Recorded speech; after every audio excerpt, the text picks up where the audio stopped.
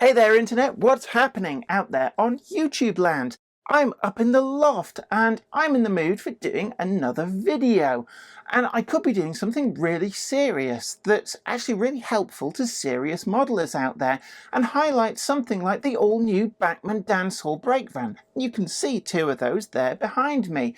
But that's not really fun, is it? Instead, what I could be doing is taking the Terrier that's in front of them, and I could immerse that in a big bowl of water and then freeze it in a freezer, because that's really cool, literally. And then we could thaw it out and see if it still works. Is this a sensible idea? Ah, I know. Let's ask a scientician. Hi, I'm a scientician, and I very much approve of trying this out for science. Well, there you have it. I wasn't really listening to the scientician, but I'm going to assume that they said it's all right and that I don't need to get the permission of a sensible adult who will tell me not to do this because this is a really stupid thing to do. Instead, I'm just going to do it. Today's video comes in association with Trainomatic, makers of DCT decoders and accessories that are designed by enthusiasts for enthusiasts. Find the full range available to order now at tramfabrique.co.uk. Additional support comes from Rails of Sheffield. Sell to the name you know and trust. Buy, sell or exchange any age or any gauge. Call them now for the very best price. Check them out today at the link below.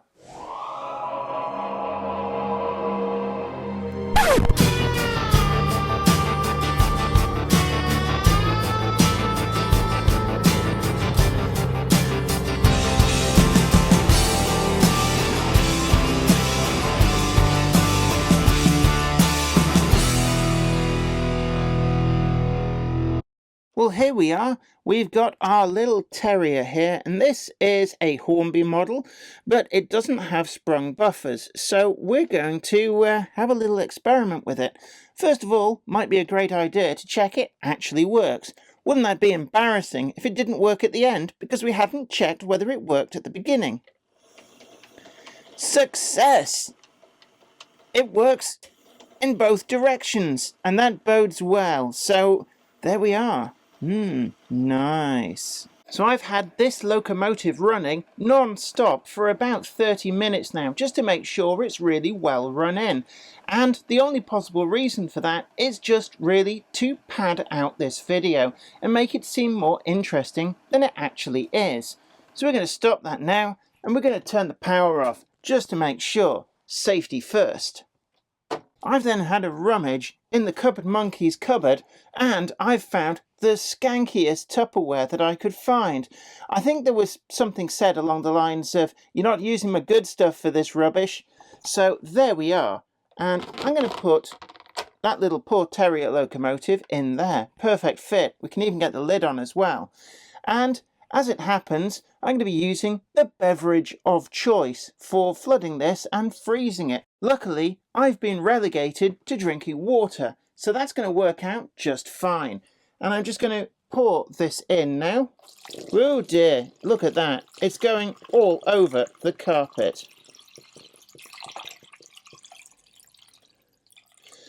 Perfect. Let's just knock that around and make sure that we get all of the air out, because when it freezes, we want it to be a solid block of ice inside and out.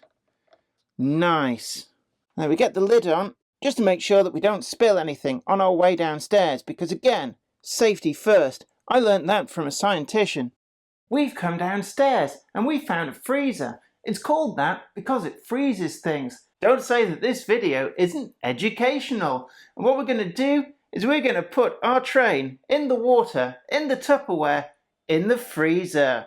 It's really easy. Open the door and don't ask any permission to do this, because they'll tell you you're silly and this is a really bad idea. And they'd be right. We'll come back again in a few days when it's had good time to go really, really hard, and then we'll take another look.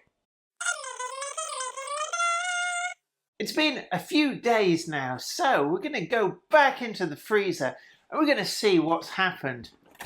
I suspect it's frozen. I was right. It's very frozen. We've come through into the library because it's a great place to let this defrost. You know why? Because it's warm. And that's what ice needs to turn back into water. Warmth. Don't say you didn't learn anything from this episode. Turn it the other way up, because that seems sensible. And sensible is the watchword of this video.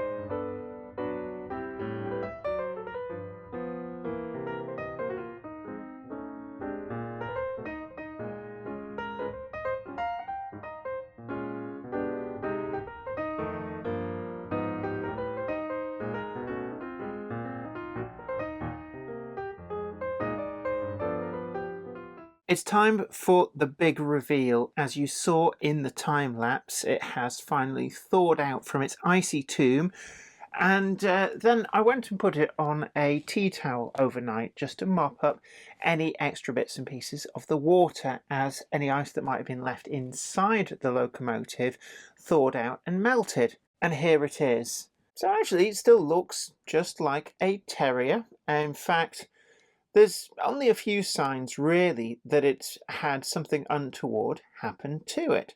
One of the areas that I was a little bit bothered by was whether or not the printing would lift off with the action of the ice, and the fact that we were freezing it, would it have just literally just lifted off the sides of the model. And as you can see, by and large, it's absolutely okay. Now the number and the detail of that on the cab side is fine. There's a little bit just there where the lining has moved, but the wadding on the tank sides and all the rest of this lining does still look pretty much okay. The other area was whether in freezing it, as the ice expanded, whether or not that would start to literally just rip apart the locomotive. And largely it does seem to be intact. Now I have another one here which was never frozen, and you can see there that one thing that is apparent is that this is absolutely straight on the running plate, but there's a little bit of a bow on one side of this, and if I get my steel ruler, it's not that much, but it is just enough that you can see there. Just placing that along the running plate, and it does have a little bit of a bow that is not there on this one. That is absolutely firm, and turn that over. There's a small bow on the running plate, and I think that that's happened when, as the ice has formed, it's distorted the locomotive. There's also a distinct backwards lean to the cab. It's not quite up to the boiler as it should be, whereas on this, that is much firmer and there's no backwards lean at all on that locomotive. I've also noticed that some of these handrails just there are pushed in, and that's probably because there was an air bubble inside the smoke box. So as the ice has formed, the force has just pushed that through and in, and that won't be helping to make this locomotive look like it's gone a bit droopy. If we look on this one, then everything is where it should be. But does it still work? Has that expansion of the ice caused any terminal damage inside, maybe dislodging motors, gears, or such like? Well, there's only one way to find out. So I've got my rollers out, and I'm just going to get the locomotive in place, and will it or won't it? Look at that. After all it's been through, it does still work. There's quite a wobble on there, and it'll be interesting to compare that to how it was when it first ran on this rolling road and whether that's got any worse. But it really is testament to the motors in these, that it can be frozen into a solid block of ice and still work. I'm going to turn it round, and that does seem a lot rougher than it was before. And joking aside, this is not something that I recommend under any circumstances that you try yourself. Quite frankly, expensive models really you should not abuse in this way. And cheap old models like this, well, it might look fun, but it is a tremendous waste of a good locomotive. But we do it so that you don't have to. One final thing I want to do is take a look inside the model and just see if there's any visible damage there. So to get inside this is really easy, just a couple of screws, one there and one there, and the body does just quite easily come apart, and you can see in there's traces of the moisture from where it's been immersed. No real lasting damage that I can see on the body. And the motor itself, that all looks fine. Again, there's some water on there, but 12 volt DC doesn't actually really mind clean tap water too much, so everything does seem to be where it should be, and no real visible damage at all that I can tell. There's just a little bit of emulsification of the oil where it's mixed with water, and that looks absolutely fine. Well. Did you guess correctly that it was going to work just fine afterwards? Because you too are fully aware that a 12 volt DC motor is a remarkably simple piece of kit. That other than blunt force trauma or melting, is going to work just fine, and a little bit of water that's been frozen into ice is just nothing to it, absolutely nothing. If you put that in the comments section down below, then well done to you. Give yourself a pat on the back and go to the top of the class and sharpen all of those pencils. Yes, go on.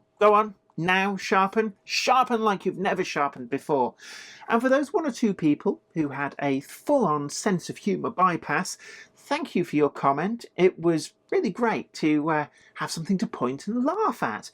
But the rest of you, well, yes, you're probably wondering like me, what was the point of that? And the point is, I don't know. It's just one of those things that you see all the time on YouTube, and I guess the only thing left to do is to pose for the thumbnail. We need that weird expression. You know the one, like, like you've jumped off a wall onto your bicycle and then discovered only too late that there's no seat on the bicycle. That kind of expression. And then, I suppose, just ask people to like this, share it manically. Oh yes, that Facebook news feed won't fill up on its own, will it? And subscribe to the channel if you've not already done so. And normal service will be resumed for the next video. Of course it will. Oh yes. But until then, this is me, Jennifer Kirk, saying don't try this at home. We had guidance from scienticians, but model trains just aren't designed for this. They're not intended for this. And quite frankly, they're too darn expensive to do this. We did it, so you don't have to. Bye for now. Today's video is sponsored by Trainomatic, makers of DCC decoders designed to be fully compatible with every manufacturer's locomotive. Visit train-o-matic.com to browse the full range and see what they've got suitable for you. Additional support comes from Rails of Sheffield. Sell to the name you know and trust. Family-run business purchasing collections for over 50 years. From single items to lifetime collections, no collection is too small or too big. Buy, sell or exchange, any age or any gauge. Rails will take everything: locos, coaches, wagons, track work, controllers, accessories. In fact, they'll take absolutely everything and certainly will not cherry pick the best items. Rails are only a phone call away. Call them now for the very best price and get instant cash payment or same-day transfer. Check them out today at the link below. I'd like to send out a huge thanks to everybody who supports me on Patreon, and an extra special huge thanks goes out to Anthony Kidson, Offshore Allen, Michael Lockie, Helen Sink, Gary Lewis, David Quinn, Sparky107107, George Botterini, Chris Moss, Robert Steers, Sam Yates, Dale Williams, John N from NC, NYMRish, Jonathan Foster, Peter, Clifford Ison, Larry W. Grant, NI Railways 4000 class, Ian Coulson, Alan Dickerson, Eddie Popper, Karen Nichol, Medwin Williams, Crossways Point Junction, 3B Rail, Jennifer Horton, and James Beckett. Thank you. Without you guys, I couldn't do this.